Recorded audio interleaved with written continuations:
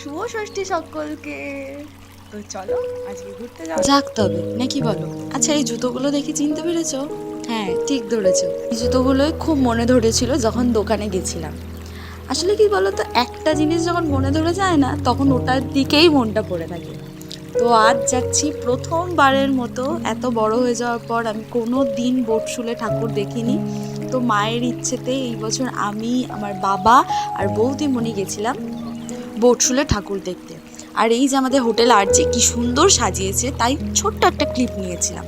দেখতে দেখতে বাবা এত সুন্দর গাড়ি চালিয়ে এনেছে, শক্তিগড় পেরিয়ে চলে এলাম বোটশুলের প্যান্ডেলের ভেতরে।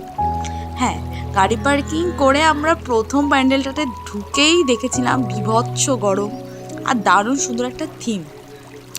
এত তো আর একটা ছোট্ট মিনি ভ্লগে দেখানো যায় না, তাই ফার্স্ট ফরওয়ার্ডিং করে মাকে দেখালাম তোমাদের। কেমন লাগলো জানিও কিন্তু। এই যে মাকে দেখে মন একেবারে ভরে গেছে। প্রথম প্যান্ডেল ঘুরে পা দিতে চলেছি সেকেন্ড প্যান্ডেলে। দেখা হচ্ছে নেক্সট ভিডিওয়।